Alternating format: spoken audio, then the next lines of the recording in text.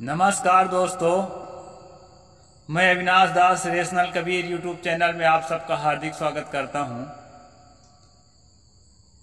साथियों, यदि आप इस यूट्यूब चैनल को सब्सक्राइब नहीं किए हैं तो सब्सक्राइब जरूर कर लें, शेयर करके अपने सभी साथियों तक पहुंचाएं और लाइक करें, कमेंट करें, बेल आइकन को प्रेस करें, ऑल नोटिफिकेशन ऑन रखें ताकि हर नया अपडेट आप तक पहुंच सके।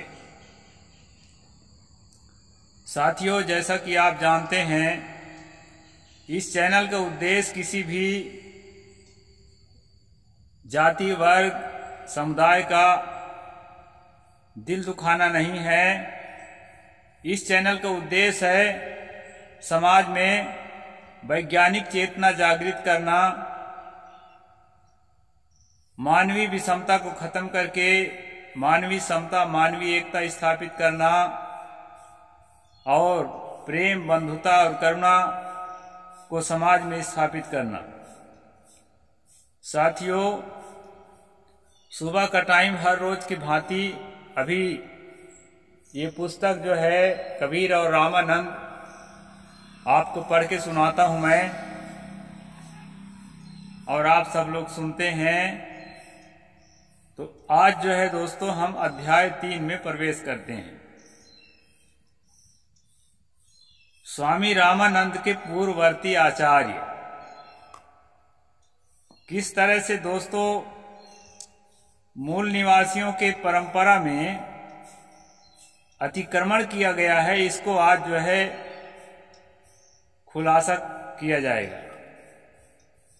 दरअसल जो वैष्णव परंपरा है, बुद्धिज्म से ही निकली हुई एक शाखा है, भक्ति वाली शाखा।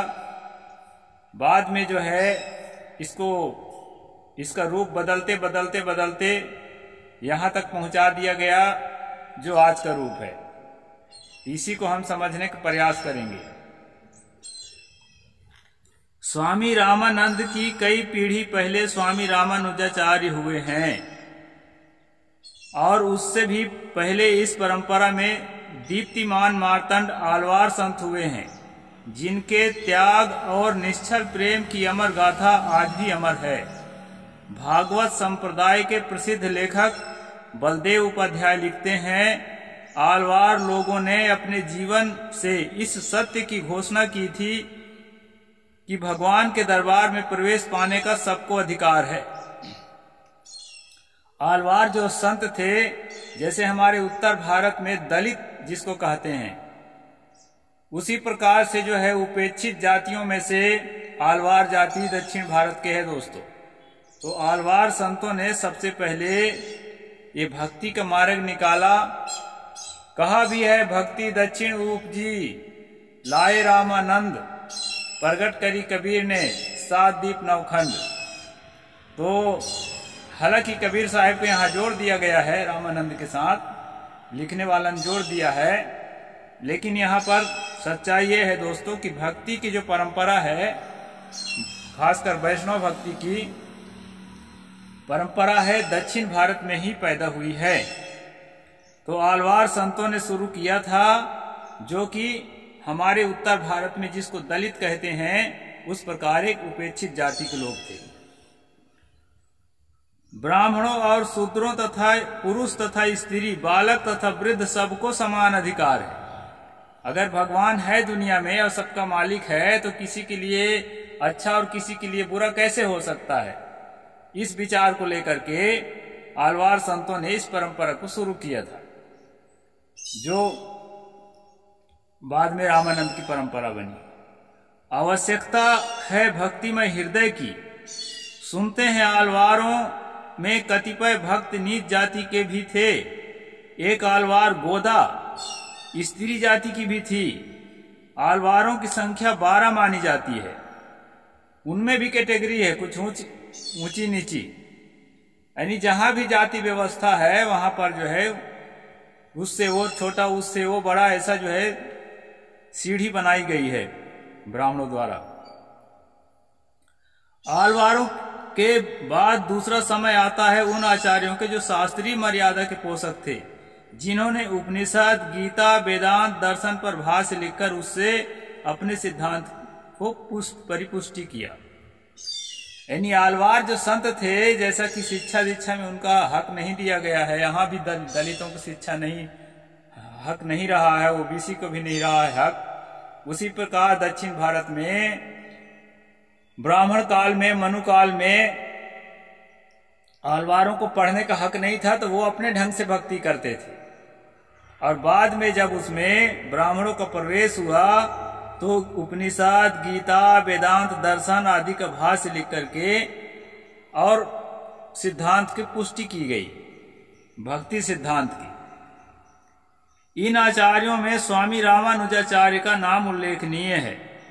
स्वामी रामानुजाचार्य के कार्यकाल में आलवारों की उदारता और प्रेम फीकी पड़ गई थी, जाति पाति के बंधन और जटिल हो गए थे।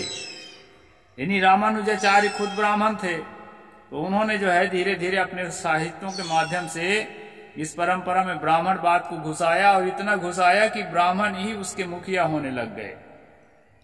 भारतीय तत्व चिंतन के लेखक श्री जगदीश चंद्र जैन लिखते हैं, 11वीं शताब्दी में मुस्लिम यात्री अल्बरेनी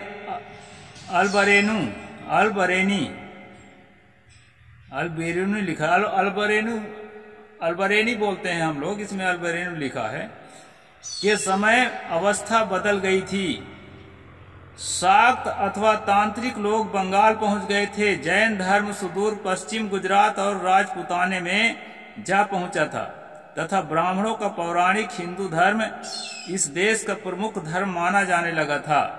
शीतला, चामुंडा, काली, हनुमान, नंदी, भैरव आदि छोटे बड़े वैदिक और वैदिकेतर देवी देवताओं को और पंथों को प्रधानता दे दी गई थी। वैसे तो गुप्त काल में जाति और वर्ण व्यवस्था को निर्धारण हो जाने पर पहले ही ब्राह्मणों का प्रभुत्व बढ़ रहा था, परंतु इस काल में सीथियन, हूण, शक आदि शक्तिशाली विदेशी जातियों को क्षत्रियत्व की दीक्षा देने के कारण ब्राह्मण लोग प्रभावशाली बन गए थे। ये घालमेल को समझिए दोस्तों। जब शक आने लगे, हूण आने लगे, सीथियन आने लगे, ये सब जो है आक्रमणकारी भारत में आए, तो चालाक ब्राह्मणों ने क्या किया कि उनको क्षत्रिय का दीक्षा दे दिया। जो इनके दीक्षा देने के विधान है, यहाँ के मूल निवासियों को अपनाने की हिम्मत किसी में नहीं थी। जो बाहर से आ रहे थे उनको आक्रमणकारियों को क्षत्रिय का दीक्षा दे करके और उन्हीं के चाटुकारिता में ब्राह्मण जुड़ते चले गए। ये लिख रहे हैं। इसी प्रकार गौड़, भील आदि आदिम जातियों को और कायस्थ, सुनार, लोहार, धोबी, चुलाहे आदि को अंत्यज, मलेच्छ या चंडाल घोषित किया जा रहा था। यहाँ पर जो है सुनार, कायस्थ, इस सबको मलेच्छ घोषित कर दिया गया था, लोहार इत्यादि जो आज ओबीसी में आते हैं। तत्कालीन परिस्थिति का चित्रण करते हुए अल्बरेनी जो है अपने भारत यात्रा में लिखा है, जिनसे उनका आर्यों का मतभेद था, उनको वो मलेच्छ के नाम से पुकारते हैं। ये अल्बरेनी ने लिखा है कि जिनसे उनका मतभेद था, मतलब उनसे नहीं बनता था ब्राह्मणों का, उसको वो लोग मलेच्छ लिखते थे, मुसलमान इत्यादि जो भी हैं, और जिससे उनको बनता था उनको क्षत्रिय की दीक्षा दे करके और अपने में मिला लेते थे।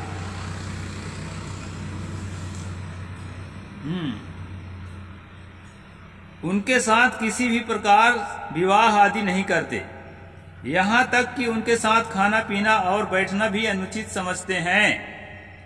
उस समय समझते थे। अल्बरेनी ने लिखा है, क्योंकि वे इससे भ्रष्ट हो जाते हैं। यानी इनके साथ छुआने से वो भ्रष्ट हो जाते हैं। छूने वाला भ्रष्ट नहीं होता, वो मजबूत है। जो वस्तु किसी अन्य के जल इत्यादि से स्पर्श हो जाए उसे वे अपवित्र समझते हैं, और उस अपवित्र वस्तु को साफ करके भी प्रयोग में नहीं लाना चाहते। इतना अपवित्र हो जाता है कि उसको धो करके भी नहीं लिया जा सकता अछूत के छूने से। और मलेच्छ के छूने से। रामानुजाचार्य के शिष्य ब्राह्मणों को ही विद्या दान करते और ब्राह्मण जातिगत दोष से बचाने के लिए एकांत में भोजन बनाकर खाते थे। मैं कल ही बताया था कि आंख से अगर शूद्र देख ले तो देखने से भी इनका भोजन अपवित्र हो जाता था। ये रामानंद स्वामी के पूर्व आचार्य हैं। अभी हम लोग ये समझने में लगे हैं कि सतगुरु कबीर साहिब की विचारधारा और स्वामी रामानंद जी के विचारधारा में क्या तालमेल है और क्या भेद है।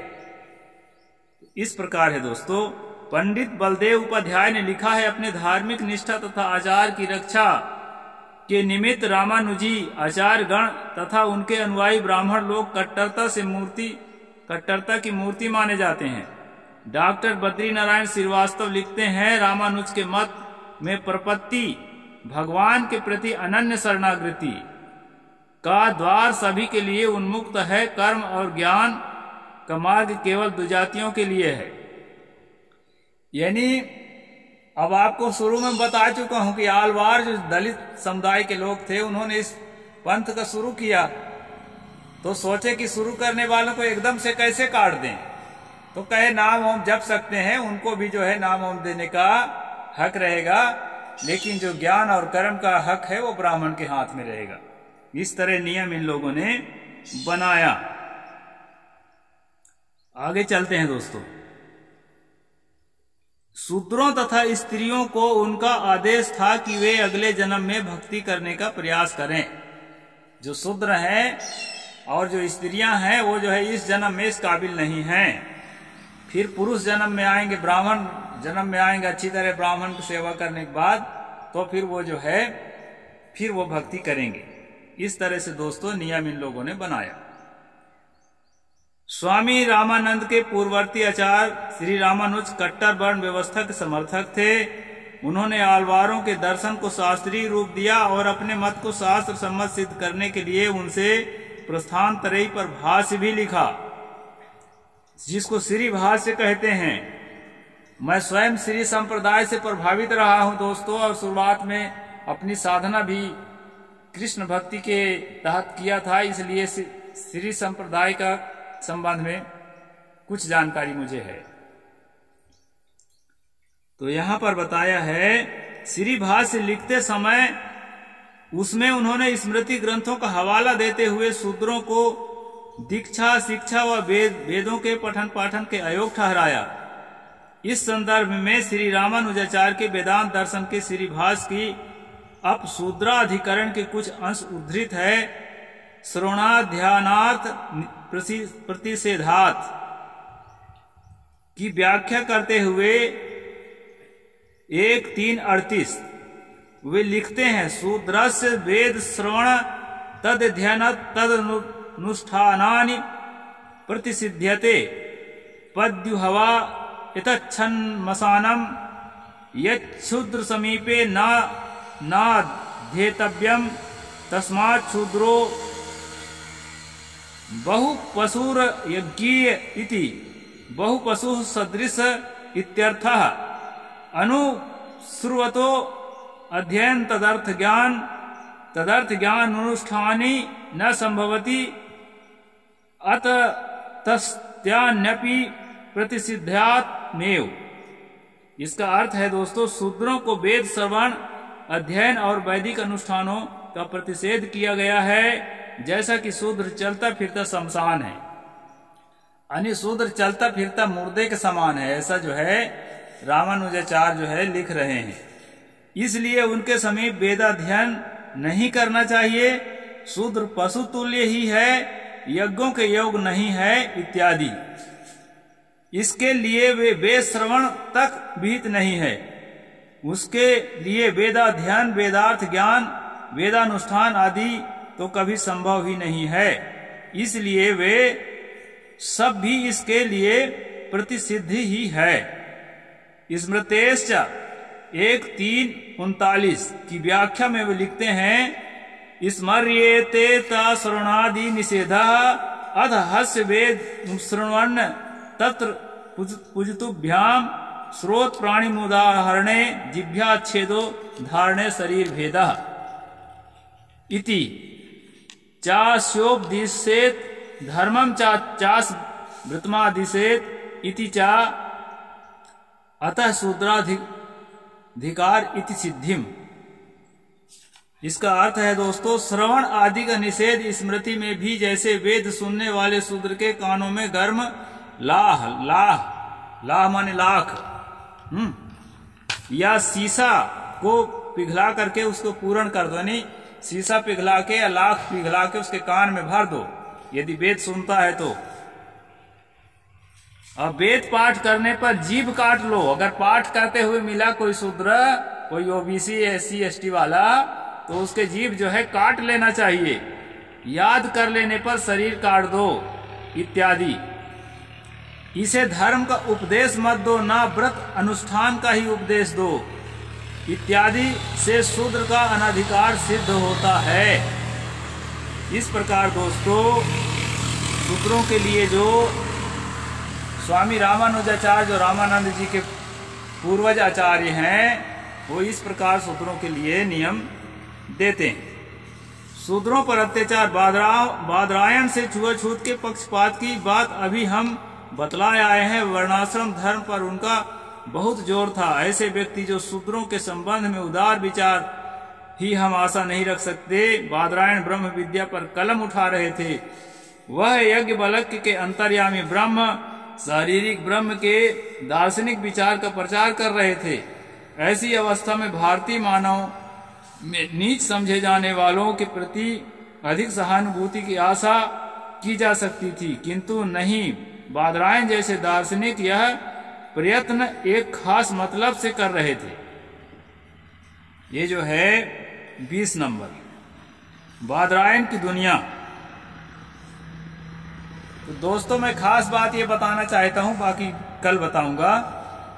खास बात ये बताना चाहता हूं कि जिस रामानंद की परंपरा की किताबें और उनके पूर्वज आचार्यों की लेख इस तरह से बात करती हैं कि शूद्र यदि पढ़ता है तो उसके कानों में शीशा या रांगा पिघला के भर दो। अगर ज्ञान की बात सुनता है तो, यदि उच्चारण करता है तो जिह्वा काट दो, यदि कंठस्थ कर लिया है तो उसके शरीर को 2 टुकड़े कर दो।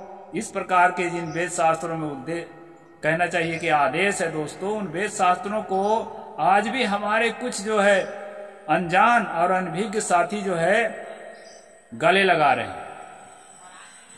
और कबीर साहिब ने साफ कह दिया था, वेद की तेब दो फंद पसारा, ते ही फंदे पर हुआ बेचारा। साहिब ने कहा था ये कचरा है कचरा, लेकिन हमारे लोग उसको कचरा नहीं समझ पाते, उसको अपने जीवन का आधार समझते हैं। ये दुर्भाग्य है दोस्तों। मैं इसलिए जागृत करना चाहता हूं कि जितने ओबीसी के लोग हैं, SC के लोग हैं, ST के लोग हैं, कबीर साहिब को ठीक से समझें और सच्चे कबीरपंथी बने। अंधविश्वास में, भूल भुलैया में, जात पात में, छुआछूत में, ये सब में भटके मत। पूरे अब तो सरकार भी चाहती है इंटरकास्ट मैरिज हो, और मैं तो बार बार जो है प्रेरित करता हूं, फील्ड में भी प्रेरित करता हूं, वीडियो के माध्यम से भी प्रेरित करता हूं। दोस्तों जात और कुछ नहीं होती है। अब ये धर्म जो है, जिसको हम धर्म समझ रखे हैं, या अफीम का गोला है, इसको खा के धुत मत रहें। नशे से बाहर आएं और मानवता को समझें, प्रेम को समझें, करुणा को समझें और एक दूसरे के दिल जुड़े, ऐसा काम हम लोग करें। साहिब बंदगी। जय भीम, जय जोहार, नमस्कार।